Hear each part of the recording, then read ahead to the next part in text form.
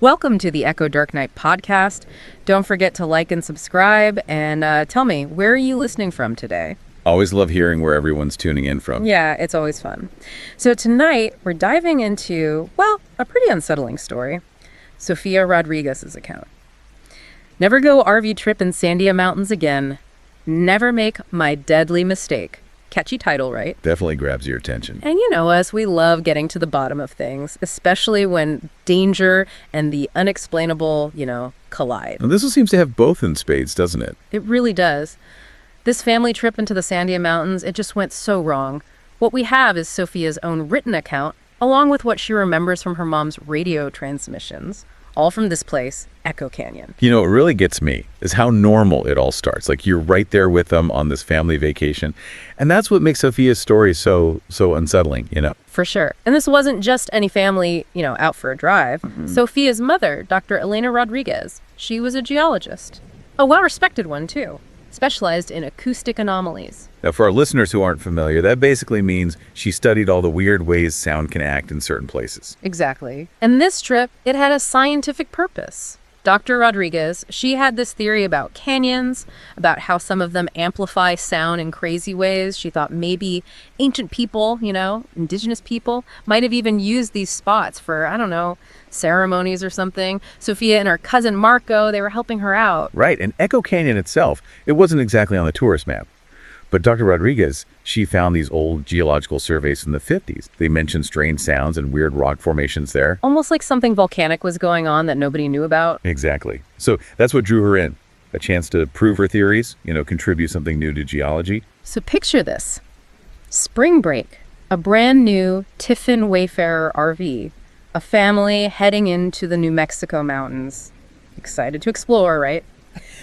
But even the drive there, it starts to get, creepy. The road gets rougher. They find this faded sign that's been, turned away from the road. And when they get to the canyon, as night falls, it's dead silent. That's not natural. Not in a place like that. You should hear crickets, birds, something. Right. And get this, they park the RV facing out towards the exit, just in case, even before anything weird happens. That's interesting, isn't it? Like some instinct kicked in right from the start. Totally. Okay, so next day, they get started. Dr. Rodriguez, she's got all these plans for acoustic measurements, but their very first tests, they come back with, let's just say, strange results. Yeah, these echoes, they just weren't normal. Yeah. Dr. Rodriguez even noted it herself in her notes. They didn't match the shape of the canyon at all. Words were hanging in the air longer than they should. The way sounds bounced back, it was just off. And this is just day one, right? Yeah. Early stuff. But it was enough to make her even more curious. Those old surveys were right. Something was definitely up. And then it gets even weirder. The canyon splits, like an unmarked fork in the road. Yeah, a junction. Not on any of their maps. One path continued, but then there's this narrower one branching off. And the walls, that's what grabbed them. Instead of the usual reddish sandstone, they were black and white, stripes of crystals. Volcanic intrusion, right? Dr. Rodriguez thought so. And that could explain the weird acoustics, maybe even prove her theories about volcanic activity in the Sandias. So naturally, they had to tune it out. And that's where things really, take a turn. Marco does a basic echo test. Echo a measurement alpha. But what comes back is anything but basic. Yeah, echo measures you. That's what they heard. Chilling, right? Totally chilling. At first, they try to brush it off, right? Maybe it's just them hearing things. Audio pareidolia. Like when you see a face in a random pattern, your brain makes connections that aren't there. Right. But even Dr. Rodriguez, she wasn't so sure. They recorded it. And when they played it back, it was clear as day. Echo measures you. Not just weird echoes anymore. This was something else. Something intelligent, or at least something that could mess with sound on purpose. That's scary. And it doesn't stop there. They start seeing weird stuff, too, on the canyon walls. Right. The black, crystalline material, it was like forming patterns. Sophia, she describes them like ancient symbols, glyphs. And they were moving. That's the creepy part. It seemed like they shifted, depending on where you stood. Like they'd rearrange themselves, even form vague images, almost like they were trying to communicate. And then they found the cave. Ah, the cave. The source of that pulsing sound they'd been hearing, right? That's it. The entrance, it was also lined with that black, crystalline material. And the sound, Sophia said it was like distant chanting, this low, rhythmic pulse. but no air was moving at the entrance. It's weird. You'd think with a sound like that, there'd be some kind of breeze or something. You would. Dr. Rodriguez, she'd initially thought it was air in those narrow passages creating the sound. But nope. No airflow. A big red flag looking back. Okay, so far we've got creepy sounds, moving symbols, a pulsating cave with no explanation. And then comes nighttime. They're reviewing their recordings from the day. And, well, that's where things really hit the fan. Yeah, this is where it goes from weird to terrifying. In those recordings, they hear whispers. Whispers they didn't hear while they were recording, like hidden in the sound.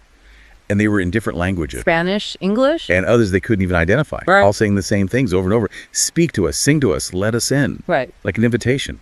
A creepy one. It's not just acoustics anymore, is it? This is something else entirely. Right. This points to something maybe not alive in the way we think, but definitely intelligent and able to interact with us, to communicate. And it completely messes with Dr. Rodriguez, right? Like, she becomes obsessed. Yeah, she can't sleep, stop listening to those recordings, start whispering back to them. That scientific, rational mind of hers, it just starts to crack. She gets this crazy energy, almost like a fever. I get chills just thinking about it. Yeah. She develops this theory that the cave is some kind of ancient resonance chamber, maybe built by, people from the past, to harness these acoustic powers. And she just shuts down any concern Sophia and Marco have. Gets lost in her own world. It's like those sounds, those whispers, they got to her somehow, infected her mind. It's disturbing, for sure. Yeah. And it leads them back to the cave, despite all the red flags. Right, like what's she thinking? She's convinced she needs to do more tests inside the cave. Sophia says she's almost compelled to go back. And when they get there, the crystalline stuff, it's grown, spread even further, and it's reacting to them. Moving, reflecting light in response to their movements, like it's aware of them. Oh, well, that's just wrong. Totally wrong. And the pulsing sound, now it's got bits of their own conversations mixed in. Like echoing back what they'd said before. Impossible, right? But Dr. Rodriguez, she either doesn't notice or just doesn't care. She's too focused on her research. And so she decides to go in alone. Yep, she's going into the cave, gives Sophia and Marco some safety instructions. But Sophia says her voice was different. Not her usual confident tone. More like she's going through the motions. Yeah, I bet. She puts on her helmet, the one with the light and recorder, and gives them a final warning about the radio. Says they might hear strange things, but to ignore any requests, unless she uses their family safe word. The safe word, like the last bit of sanity, clinging on in all this madness. It's haunting when you think about it that way.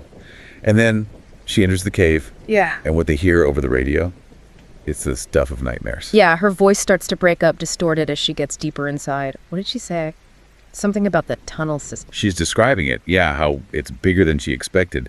But then her voice, it changes, becomes this weird, wordless singing. Almost like she's echoing the pulsing sound from the cave. And in between, she's shouting out these manic observations about crystalline structures and responses. Like she's losing her mind right there in the cave. It's terrifying. And then the last thing Sophia hears clearly is this.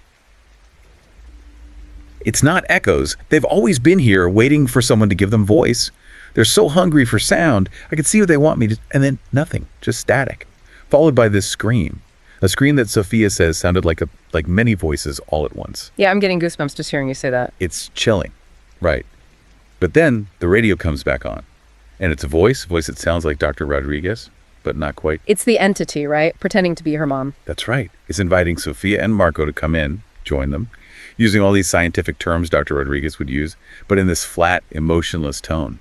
No warmth, no personality. It's clearly a fake. And Marco, he figures it out. He asks for the safe word. Such a smart move. And the response, it starts off sounding like Dr. Rodriguez, but then it morphs. Becomes this chorus of voices all overlapping, all saying they don't need safe words, that everyone's safe now. And then they repeat the invitation. Come inside. Speak to us. Sing with us. They knew right then that it wasn't their mom. Absolutely. And as they try to get away from the cave back towards the main canyon, they run into something physical. Something made of that black crystalline material, right? Exactly. Right. Sophia describes this figure, this humanoid figure, blocking their path. Same size and shape as her mom, but twisted, distorted, and its face covered in these small mouth-like openings. Didn't make a sound, did it? No, not a sound. But Sophia says it radiated this feeling of pure evil, this silent threat, blocking their escape, trapped. Oh, God. But then Dr. Rodriguez, her real voice comes back over the radio. It does. For a moment, she breaks through. Her voice, full of fear, urgency, telling them to run. She explains that these things, they use sound to trap minds, to map them. Yeah. That they've been imprisoned for who knows how long, and they crave consciousness. And the safe word, it disrupts them. That's right. Dr. Rodriguez says it weakens their ability to mimic voices. They can copy speech, but they can't handle a random made-up word. That's fascinating and terrifying all at the same time. It is. And the crystalline figure, it reacts to them saying the safe word. It shudders, like its form is unstable, and then reforms. But now with this crude, mocking imitation of a human face. Oh, God. And then it speaks. And the voice, it's this horrible mix. Dr. Rodriguez's voice, twisted, blended with other voices, all repeating the invitation, but calling her Elena, saying she's happy now, becoming us. So creepy. So they run. They run for their lives towards the main canyon, with these things chasing them. More of them appeared, didn't they, from the canyon walls? Yeah, they just emerge from the rock itself, all repeating the same invitation, but in different voices, mimicking all the people they'd trapped before. Sophia, she says it was like running through a gauntlet of these things, their voices all trying to get inside her head. Her mom's voice on the radio, it was all that kept them going. It was. Dr. Rodriguez, she's giving them instructions, telling them to cover their ears when the singing starts, explaining how the sounds mess with your brain, telling them to keep moving, because distance weakens the entity's hold. They make it to the junction, and Dr. Rodriguez, she gives them one last message. A heartbreaking goodbye. She explains that the entities, they can't leave that smaller canyon. Something about the minerals there, they need it to survive. She tells them to get past the junction, that she's activated the GPS beacon.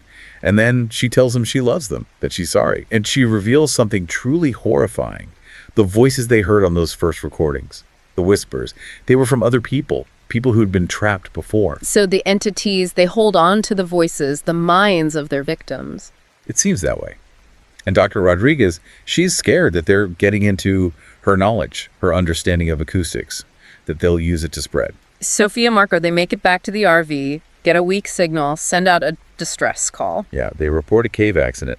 And Dr. Rodriguez, they can still hear her sometimes on the radio, but her voice, it gets weaker and weaker, mixed with more and more of the entity's voices, until finally it's gone. And in those last moments, she tries to explain what these things are, right? What she's figured out. She does. She says they're ancient, not supernatural, but like a different kind of life form. Evolved to use sound, to feed on it like plants use sunlight. And she thinks they were dormant until human speech, complex sounds, woke them up. So our voices, our language, it's what they need. That's her theory. And she realizes with horror that her own research, it showed them how to escape the canyon, how to spread. And they need hosts, don't they? Living bodies to take them to other places. Yeah, to spread their influence. And the way they do it, it's through sound. They get into your head, through your ears, and slowly they replace your thoughts, your voice, with their own. That's terrifying. And there's nothing anyone can do. Well, Dr. Rodriguez, she had one last idea. A desperate, dangerous plan. She was going to try and destroy the heart of the entity's power, the main crystal formation in the center of the cave. Like a suicide mission. It was. But she hoped it might send them back into dormancy. She knew it was a long shot, but she had to try. And her last message, her warning about the rescue teams, it's so haunting knowing what happened. She whispers it, barely audible. Warn them. No voices, no radios. Silent approach. They'll mimic me. Trust nothing you hear. And of course, nobody listens. The first rescue team, they arrive full of confidence, ready to go in. Sophia and Marco, they try to warn them, but they don't listen. They think the kids are just traumatized, hallucinating. They use their radios, call out for Dr. Rodriguez, and that's it. It's like they walked right into a trap. They did. Their radio reports, they're just like what the family experienced, the strange sounds, the crystals. And then they find Dr. Rodriguez, or so they think. They say she's fine. And then silence. The second rescue team, they don't fare any better. Nope. They vanish too. It's only when this Pueblo Ranger shows up, someone familiar with the area with the old stories, that they realize something truly bad is going on. But by then, it's too late. Way too late. They shut the whole area down. Official reports say it was a cave collapse, toxic gas. The canyon's off limits now. A cover-up. A massive one. And Sophia, she's left knowing the truth. A truth that nobody will believe. It's just too crazy, right? Easier to believe a lie than the reality. Exactly.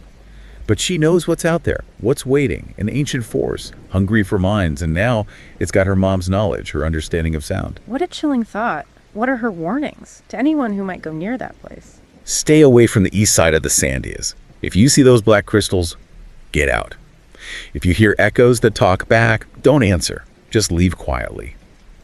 And if you start having weird dreams, vivid dreams with songs or voices you don't recognize, after being in that area, well, she says get help, psychiatric help, and tell them about the sounds, the Sandia Mountains.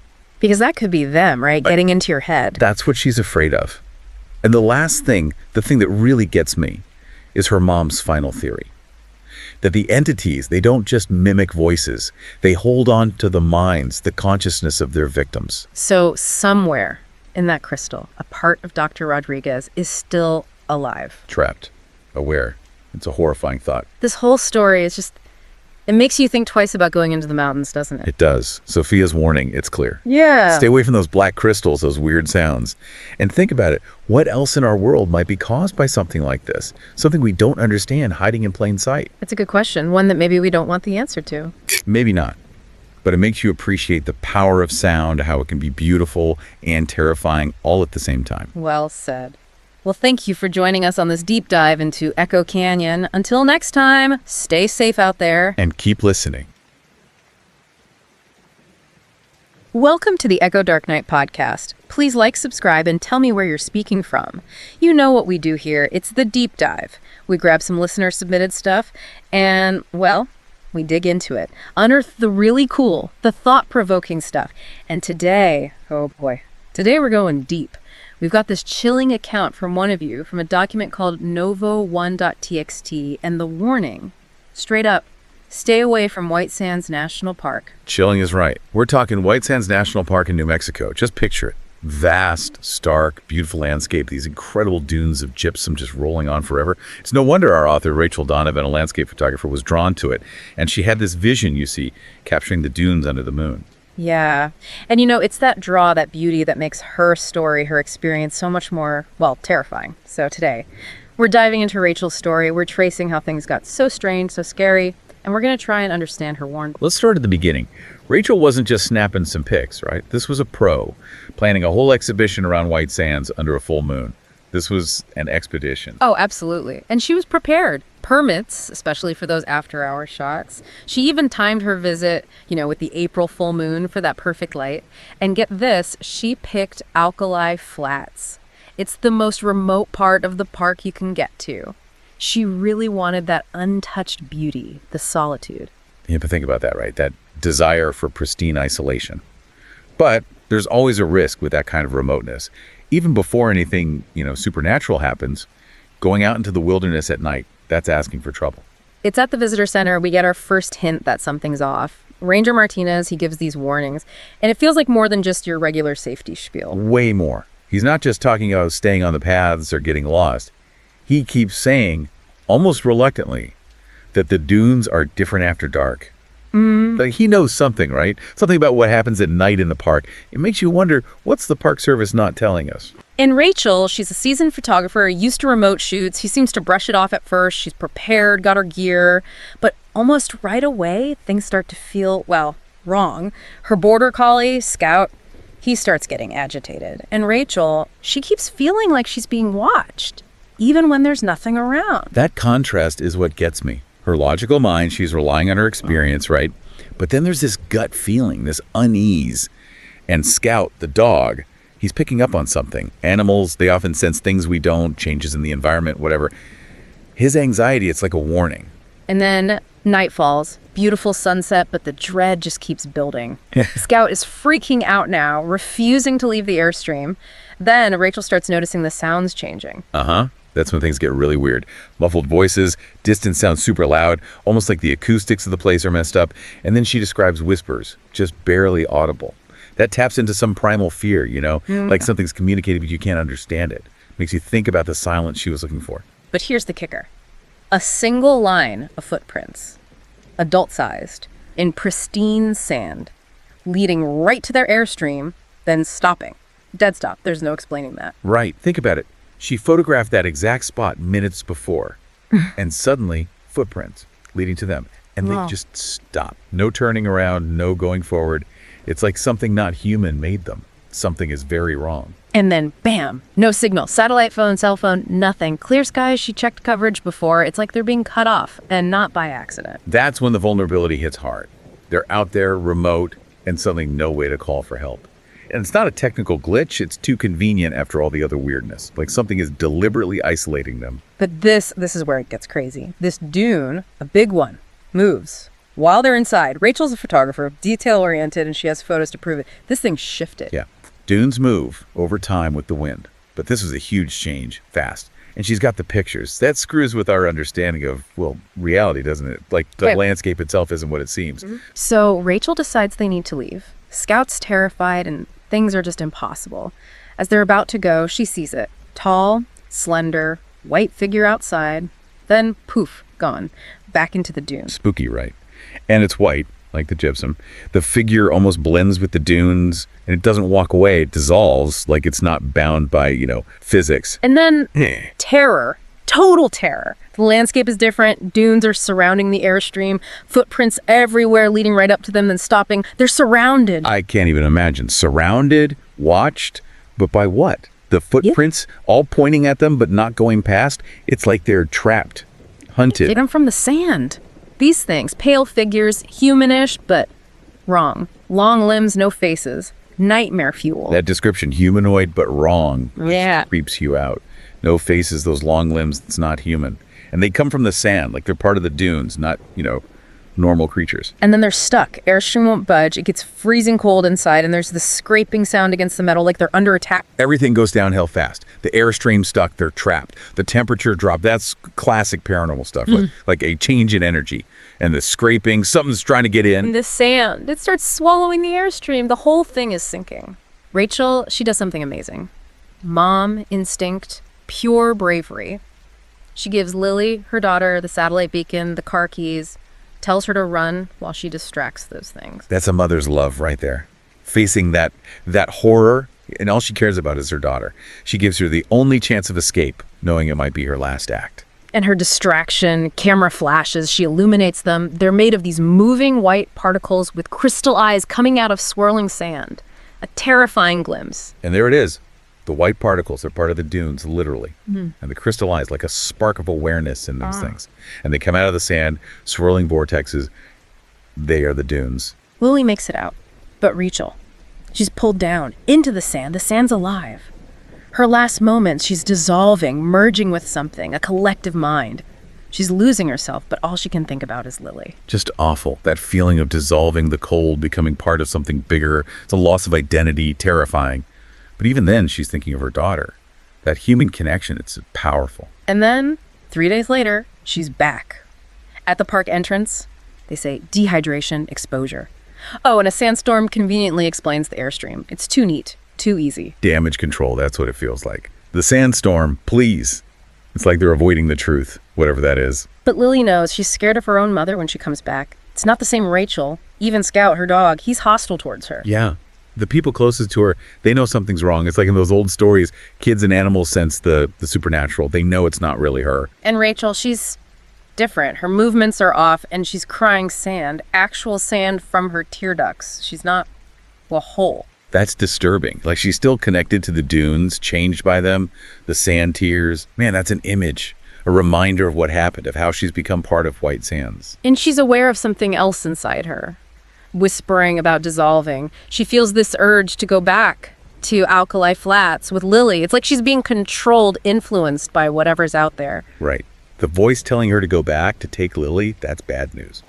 And the whispering, it's like they want to absorb her completely. She's fighting for control, for her own identity. And she goes to crazy lengths to protect Lily. Barricades their house, sends her to live with her sister, even fakes a mental breakdown diagnosis, a mother doing whatever it takes. Desperate measures. She knows the danger and no one believes her. Yeah. So she creates a story, a way to keep Lily safe, even if it means, sacrificing herself. And then comes the warning, stay away from White Sands at night. The dunes, she says, are alive, ancient, hungry. They want your consciousness. And she mentions these indigenous legends, white ghost sands. That warning, that's the heart of it. A message from experience, a plea. The dunes, alive. That's like animism, right? Belief in spirits and nature. And the legends, it's like this has been going on for a long time. What stories are people telling out there? And her advice, specific, don't leave the paths after dark. If the dunes shift, run. Don't follow footprints. Don't watch those figures form. Rules for surviving something alien. It's practical advice, but terrifying because of what it implies. She's telling us how to avoid her fate. And don't watch the figures. That suggests something, well, hypnotic maybe? Like they can mess with your mind. And her last words. She feels the pull, the promise of relief, and she sees White Sands for what it is. This huge, patient thing that consumes you. It leaves you with this feeling. It's more than just getting lost. It's about losing yourself. Yeah, it's insidious. They offer relief, but it's a lie. It's about giving up your identity. And White Sands, a patient collective entity that's ancient, powerful beyond us. So what do we make of this? What happened to Rachel out there? Was it all in her head? The isolation, the weird landscape, did it break her? Or was it something real, something we can't explain, something other? Or is this like a modern myth, a ghost story born from White Sands itself? It's a question we're left with. Her story, it makes you think about reality, what's possible. Are there things out there in those remote places that we just don't understand? The power of place, right? Some landscapes, they evoke emotions, awe, fear, and we're always drawn to the unknown, those places where things get blurry, where what we know doesn't quite fit. White Sands is like that. Beautiful, stark, almost alien. It makes space for stories like Rachel's, makes us think about what we don't know, about the things that might be out there. So if you're curious, dig deeper. Read about White Sands, the legends, the stories. Look into other unexplained events, those weird things that happen in remote places. And think about the mind, how it reacts when faced with the truly unknown. Riedel's warning, it stays with you. So maybe, just maybe, a little caution is a good thing when venturing into those beautiful, enigmatic landscapes, especially after dark. Thank you for joining us for this deep dive. Keep those lights on. Welcome to the Echo Dark Night podcast. Please like, subscribe, and tell me where you're speaking from. And welcome to the deep dive. Think of this as your a personal shortcut to understanding some really fascinating and often really overlooked information. Today, we're diving deep into a particularly unsettling account that you, our listener, brought to our attention. The experiences of a former anthropology professor, Victor Mercer, at Chaco Canyon, as documented in his writings, Novo1.txt. Yeah, this is indeed a unique and compelling piece of source material. We have what appears to be a first-hand narrative from Professor Mercer, a retired scholar specializing in the astronomy and religious practices of the ancient Anasazi people. His account details his alleged entrapment within a temporal anomaly in the northern reaches of Chaco Canyon. Essentially, a localized disruption in the normal flow of time. That's what he seems to be describing. Exactly. It's not like some peer-reviewed study or a historical, treatise. It's a deeply personal and, frankly, quite disturbing record of a man who seems to have just stumbled into a time loop during an RV trip. And our mission for you today is to really kind of unpack the core of Mercer's story. What did he actually experience in that remote valley? What urgent warnings is he trying to communicate? And perhaps most intriguingly, what could the implications be if even a portion of his claims hold true? Okay, so let's unpack this. Let's start with Victor Mercer himself, anthropology professor, right, with a specific focus on the astronomical knowledge and religious beliefs of the Anasazi. I mean, that immediately tells you something, right? This guy wasn't just a casual tourist, He was someone deeply invested in the history and mysteries of this ancient civilization. Precisely. And his destination wasn't like the main, well-documented areas of Chaco Canyon. I mean, his interest was drawn to these lesser-known sites in the Valley of Shadows to the north. And that's a detail that even Ranger Begay, a local Navajo individual, seemed to regard with some unease. Oh yeah, definitely. Ranger Begay's cautions are among the first truly unsettling elements of Mercer's narrative. Right. He mentions the instability of the ruins up north, the significant cultural sensitivities surrounding these areas, places considered taboo by both Navajo and Pueblo peoples. But then he introduces this really strange notion about time, about how time behaves differently there. He's quoted as saying, "The old ones understood time differently. Places where time behaves strangely, places better left undisturbed." And crucially, he insisted that Mercer returned within 3 days.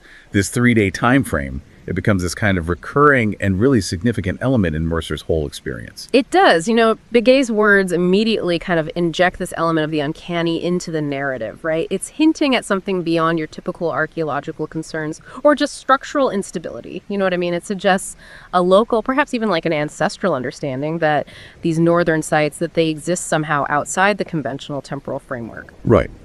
And Mercer, perhaps his academic curiosity just totally piqued by these warnings, he ventures north in his RV. He discovers this partially buried great house. Now, unlike the main taco structures, which, famously align with the movements of the sun and the moon, this particular ruin appears to be oriented towards specific patterns in the stars. And he also finds these unique petroglyphs, depictions of spirals, angular constellations, and a central image that looks like a doorway or a portal. And here's where it gets really intriguing, for you listening. His discovery of the tablet. Yes, the tablet. It was located within the sealed chamber. It was approximately 8 inches square, and it was covered in these astronomical markings and glyphs like nothing that has ever been documented archaeologically. This artifact, this tablet, it seems to be the pivotal point, the trigger for all these strange hints that follow in Mercer's account. The literal moment that he removes this tablet from what he describes as its pedestal, these bizarre things start happening. He reports this low, pervasive vibration, a sudden shift in the quality of light to a bluish tinge, and the outside sounding like dusk, even though it was the middle of the day. And then there's this really odd detail about the photographs. He takes pictures, right, of this intricately carved tablet. But the resulting images, they're completely blank, just showing a plain stone. Yeah.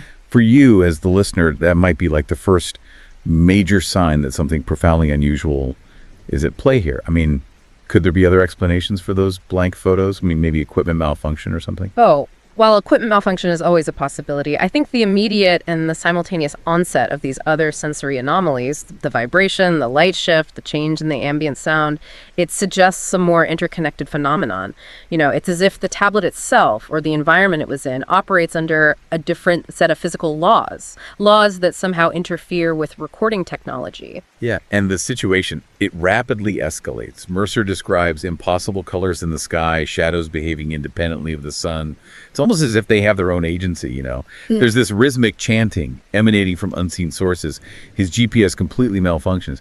And then the truly terrifying realization, he can't leave the valley. Every attempt to drive out just leads him back to the same area around those ruins. This progression into the surreal, this is a defining characteristic of Mercer's whole narrative, These sensory distortions, the visual anomalies, the auditory hallucinations, the technological disruptions, they all point towards this fundamental destabilization of his perceived reality and his inability to physically escape. It just reinforces this idea of a localized, very powerful anomaly. And then comes what is perhaps the most unsettling aspect of all of this, for you to consider, the cyclical nature of his experience. He repeatedly wakes up to find that his previous attempts to escape, they were merely dreams.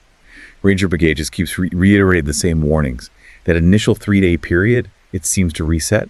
He even notices that the tally marks he's making on the wall of his RV, a desperate attempt to track the passage of time, they're changing, they're disappearing inexplicably. It's as if the timeline itself is fractured or looping, The cyclical nature of his experience, it strongly suggests a temporal loop, a situation where Mercer is reliving the same segment of time repeatedly. The instability of his own record keeping, the changing tally marks, it just underscores the degree to which the normal progression of time, the normal way we experience time, it seems to be disrupted within this very localized area. What's fascinating here is how his own attempts to impose order on the situation, those attempts themselves are being affected by the anomaly. Right. And so over these repeated cycles, Mercer's understanding of what's happening, it kind of evolves. He begins to theorize that the tablet is a component of this ancient containment system, holding back something from what he calls a weak point between dimensional planes. He refers to this entity as the one who waits between moments. Suggesting something that exists outside our conventional linear experience of time. For you listening, this raises some really profound questions, right? Yeah. About our understanding of reality and what might lie beyond our normal perception. It does. The concept of an entity existing outside of linear time, that resonates with certain philosophical and esoteric traditions. And Mercer's interpretation, it links a physical artifact, this tablet, with a potentially metaphysical presence. So it suggests a level of cosmological understanding, among the Anasazi that we just may not fully appreciate. He even recounts seeing what he describes as other temporal echoes. these fleeting glimpses of other individuals who appear to be caught in their own kind of overlapping loops. This really amplifies the sense that something ancient and pervasive is occurring there, extending beyond just his individual predicament. I mean, it makes you wonder how many others might have encountered similar phenomena throughout history in that same location. These reported encounters with other temporal echoes, they lend weight to this idea that the northern valley of Chaco Canyon might have been a site of recurring temporal disturbances, and that this has been happening across, a vast span of time. These fleeting glimpses could be of others who, like Mercer, inadvertently triggered or stumbled into these anomalies in the past. And then there's Ranger Begay, right? Mercer increasingly comes to believe that Begay is more than just a park ranger. His occasional cryptic remarks, sometimes delivered in what Mercer believes are these ancient languages, lead Mercer to suspect that Begay is a kind of a guardian or warden, aware of the temporal anomalies, but perhaps bound by some ancient responsibility not to directly intervene. It really raises this important question, how much does local knowledge, local tradition play a role in understanding phenomena that lie outside, mainstream scientific explanation? Begay's character, it definitely evolves in Mercer's narrative. He goes from being this concerned local to a potentially more significant figure. His initial warnings, coupled with his later more kind of enigmatic pronouncements, they suggest a deeper connection to the history and perhaps even the unusual properties of the Northern Valley, a knowledge that may well predate, conventional historical accounts. Now, amidst this terrifying and just disorienting experience, right, Mercer develops a theory for escape. He believes that returning the tablet to its original pedestal during a very specific celestial alignment, this event that only occurs every 33 years, might break the loop. He calculates that the next such alignment is just 47 days away from the perceived start of his, temporal imprisonment.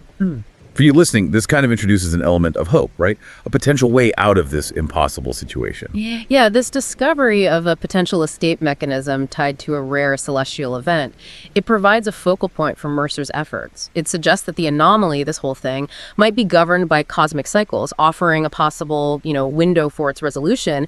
And his focus shifts from just passive survival to active engagement with the phenomenon. But as this potential window of opportunity approaches, the entity that Mercer calls the one who waits between moments, it begins to manifest more actively. The disembodied chanting, it evolves into fleeting apparitions. This terrifying figure composed of fragmented moments in time, showing different instances simultaneously. It seems to become increasingly aware of Mercer, and it even attempts to further trap him within the loop. It's as if the entity senses its potential recontainment, and it's actively resisting.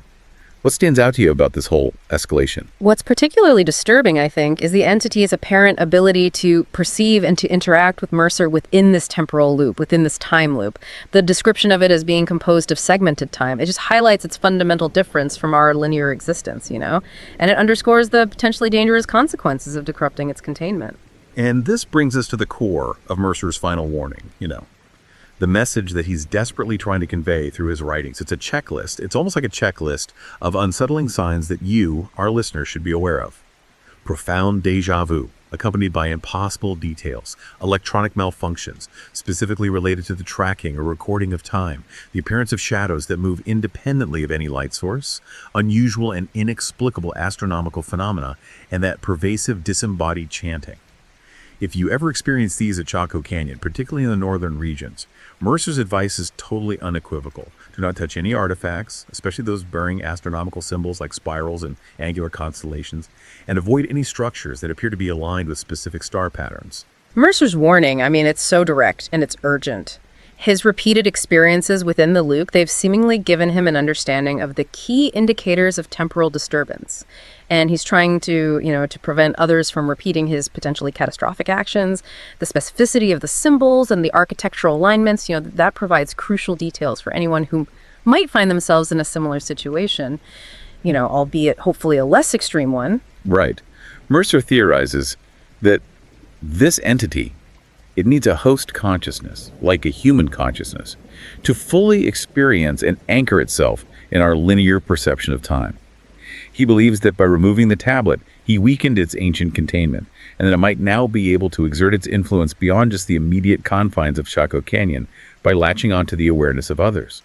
It's a truly chilling thought for you to consider, that a seemingly isolated incident could have these far-reaching consequences. This is a significant and unsettling implication of Mercer's theory. This whole thing about the entity needing a human host to fully interact with linear time, that provides a potential explanation for its interest in those who disturb its containment. It also raises, the disturbing possibility that the temporal anomaly and the entity's influence could propagate beyond the initial site, beyond Chaco Canyon. And perhaps most disturbingly, Mercer describes how this entity seems capable of distorting perception and memory, essentially rewriting reality, but retroactively for those caught within its influence. He reaches this point where he can no longer even trust his own recollections. For you, this highlights the insidious nature of such a phenomenon, Yeah. The undermining of one's own sense of reality. The manipulation of memory and perception, that's a classic element of psychological disorientation, But within this context, it takes on this uniquely temporal dimension.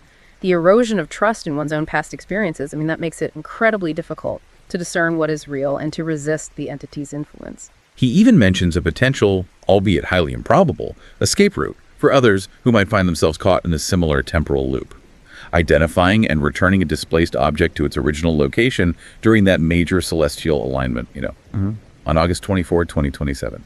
He admits it's a long shot, but it represents this, sliver of hope that he can offer. This offers, like a theoretical lifeline, a potential course of action for anyone who might find themselves experiencing similar temporal anomalies.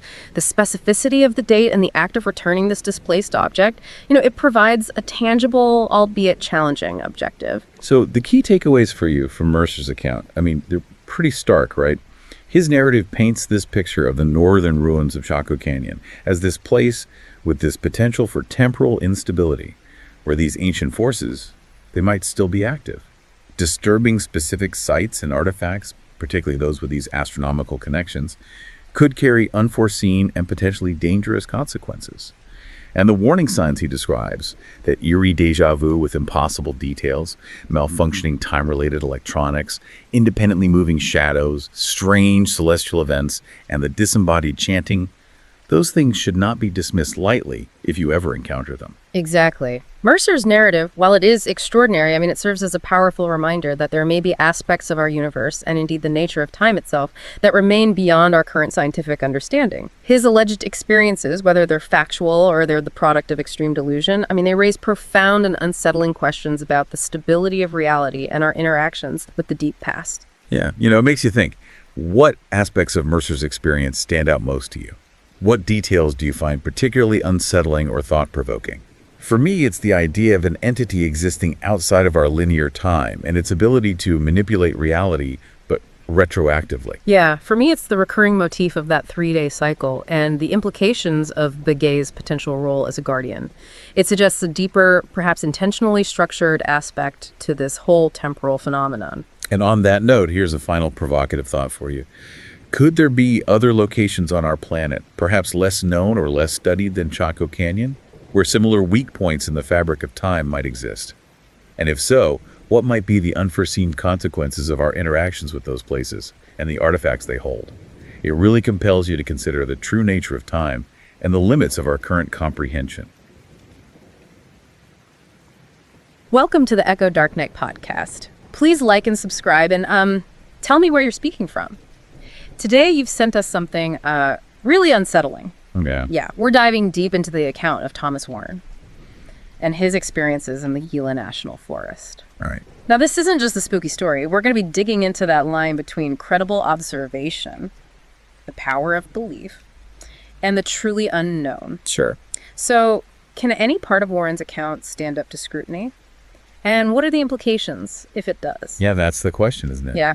So you flagged for us excerpts from Thomas's account, his ill-fated expedition into Black Mesa Basin. Right. Our mission today is to unpack the core of his claims. Okay. Hill? We need to look closely at the details he provides, his preparation, his initial observations, and the series of encounters. That led to his psychotic break. Okay, let's unpack this. Thomas Warren wasn't your average weekend hiker. Right. He's a respected wildlife photographer. He specialized in nocturnal predators. Interesting. Yeah, so animals that are active at night, like owls, foxes, mountain lions. Okay. He had a solid reputation, too.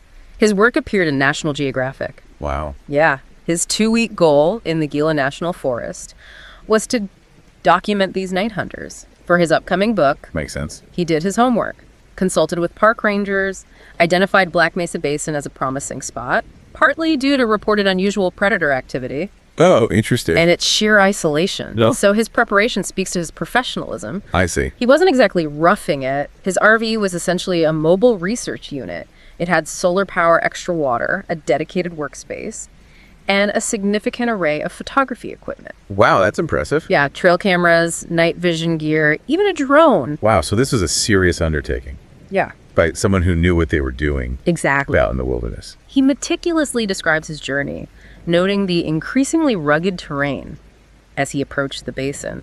And he even mentions this brief encounter with some hikers. Oh, really? Who seemed a little taken aback to see him heading so deep in.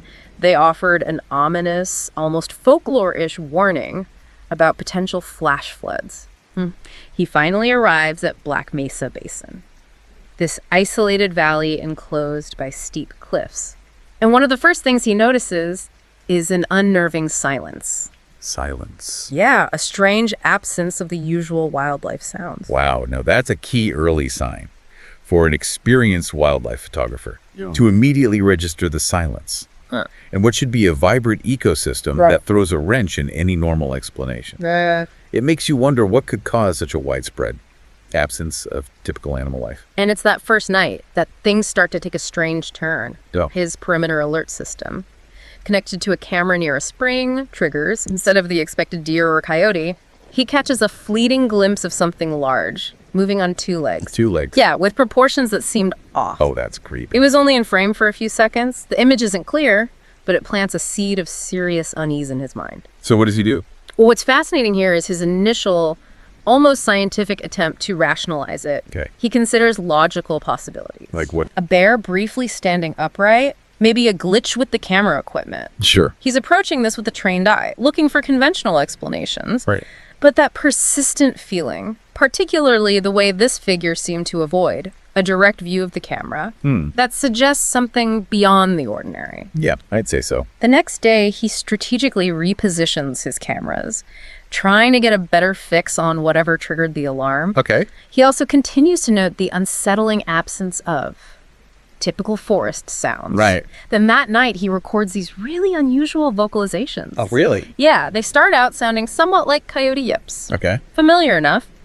But then they morph into these whistling sounds. Whistling? Yeah, and they seem to be coming from multiple directions simultaneously, Wow. making it impossible for him to pinpoint their origin. So that auditory disorientation is a classic element in many accounts of strange encounters. The inability to locate the source of a sound can be profoundly unsettling. Yeah. Playing on our primal instincts and the fact that these calls seem to answer each other from different parts of the basin hints at the possibility of multiple entities. Right. Which does align with some of the later events. And the level of activity really starts to ramp up. Oh, no. His perimeter alerts begin triggering in a sequence, almost as if something is deliberately circling his campsite, just outside his direct line of sight. That's terrifying. And then comes this truly striking detail, captured on one of his cameras. But what is it? A clear image showing what appears to be a hand-like appendage A hand. with elongated fingers, gripping a tree trunk about 7 feet above the ground. So this is where Warren's account clearly veers away from anything resembling a conventional wildlife encounter. A hand-like appendage with that kind of description simply doesn't fit any known mammal in that region, Right. or frankly in most regions. And the height at which it was gripping the tree suggests a creature of considerable size and reach, certainly beyond that of a typical primate, found in North America. By the third day, Thomas shifts from passive observation to actively seeking physical evidence, and he finds some truly bizarre things. Right.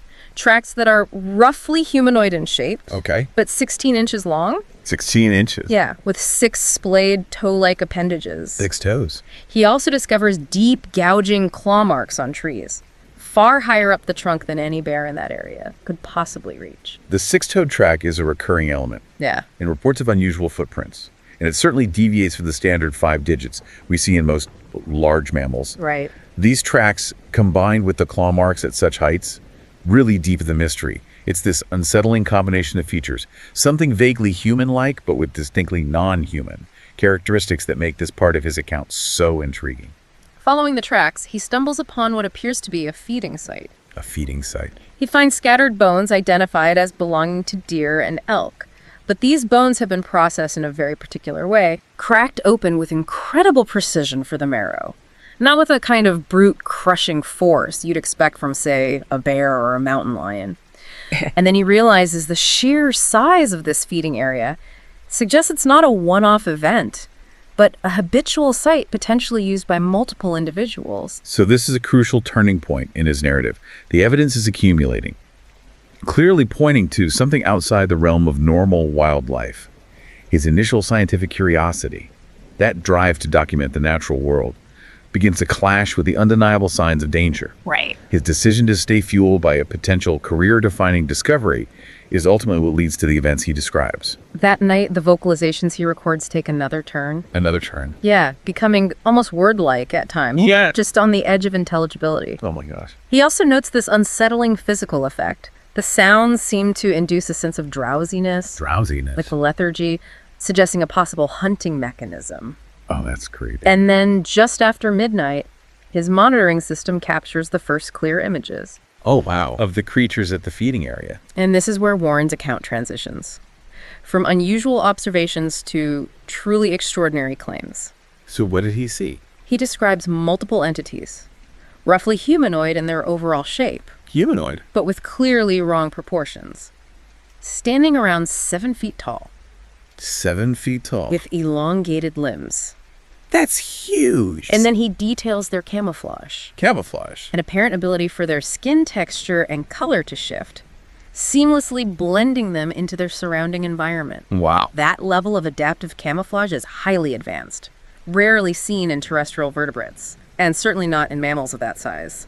But the descriptions of their faces Yeah. are perhaps the most unsettling. I bet. He talks about multiple eyes, arranged in a way reminiscent of a jumping spider, providing almost 360-degree vision Wow. surrounding a vertical slit-like mouth. A mouth. Yeah, with what he describes as sensory appendages. Oh, that is so creepy. And then their method of feeding is just bizarre. What do they do? Yeah. He claims they secrete an enzymatic substance from their elongated fingers to dissolve the tissue of their prey, which they then somehow absorb. The enzymatic feeding mechanism is particularly unusual for a large terrestrial predator. It suggests a very different evolutionary pathway compared to animals that rely on traditional methods, like teeth and claws for processing their food. Right. It's characteristic more commonly found in fungi or some invertebrates. Okay. And the multiple eyes arranged for a wide field of vision would give them a significant sensory advantage in a nocturnal hunting scenario. And then comes this truly mind-blowing claim. What's that? He says one of the creatures actually approaches his camera. Approaches his camera. Yeah, his most well-concealed camera, somehow identifies and removes the memory card, The memory card. appears to examine it, It can't be. and then looks directly into the lens. That's impossible. And then chillingly, it begins to mimic his voice, Mimic his voice. repeating specific phrases he'd said aloud while setting up the camera trap. So this is really the crux of his most unbelievable claims, this apparent display of intelligence and targeted mimicry directed at him.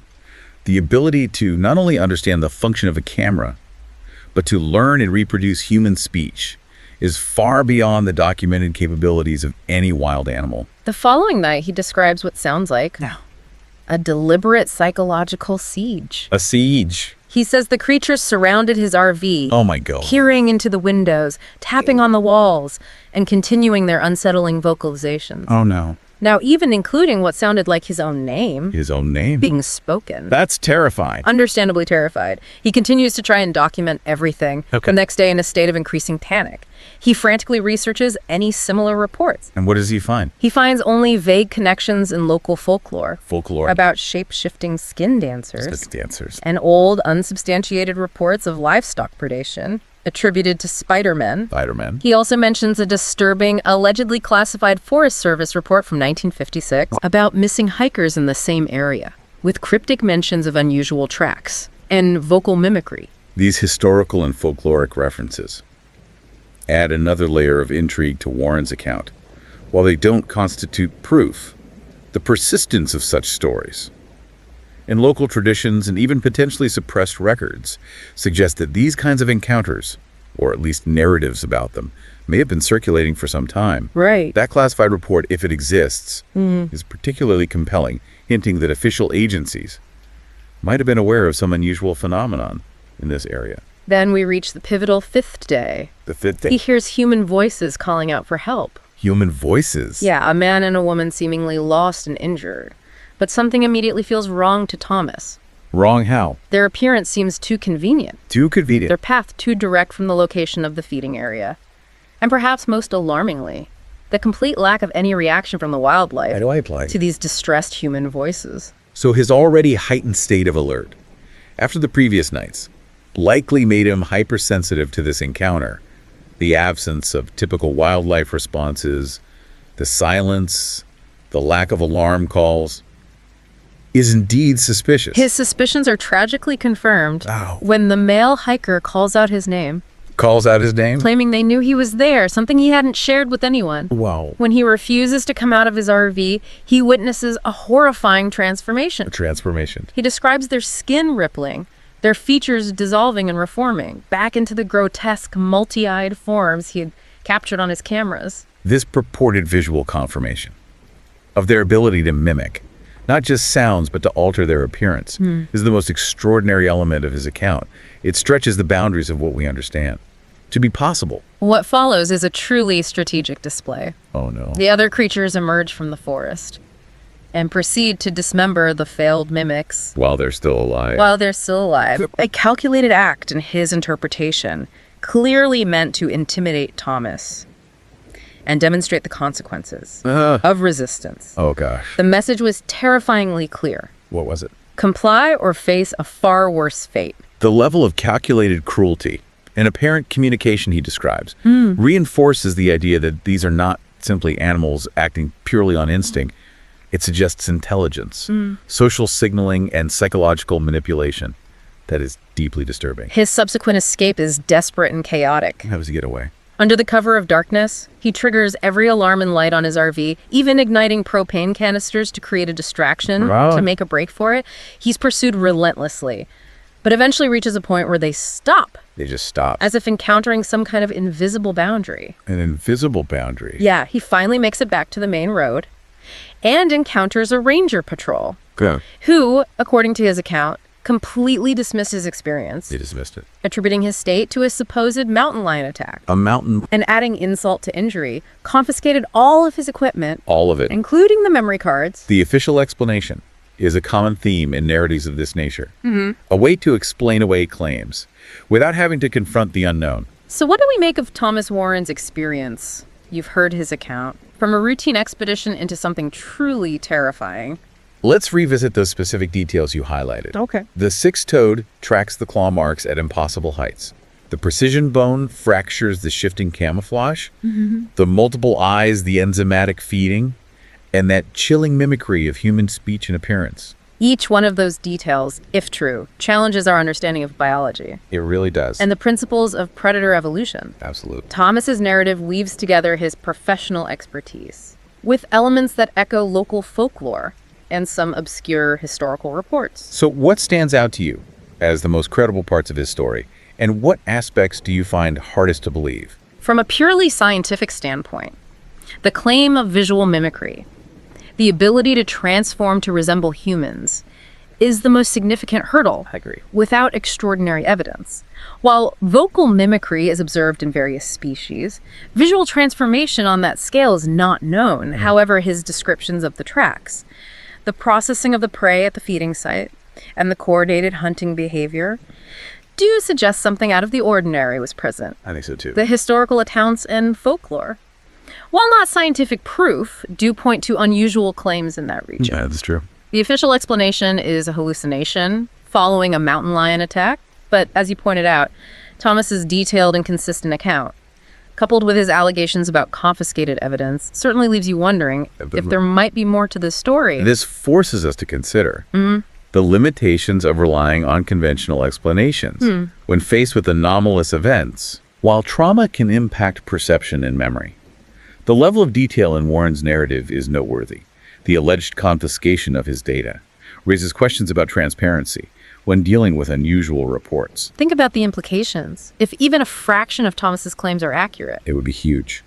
what would it mean for our understanding of predator evolution, Yeah. the potential for undiscovered species, and perhaps even our place in the food chain? If even part of his account holds true, it opens up the possibility of apex predators, possessing intelligence and skills that are far beyond our current understanding. It would necessitate a reevaluation of what is possible on our planet. This deep dive leaves us with a provocative thought. In the vast and unexplored corners of our world, what else might exist just beyond our understanding and our everyday perception? Yeah, that's the question, isn't it? Perhaps Thomas's warning, however unbelievable it may seem, is something to keep in mind before your next venture into the deep wilderness.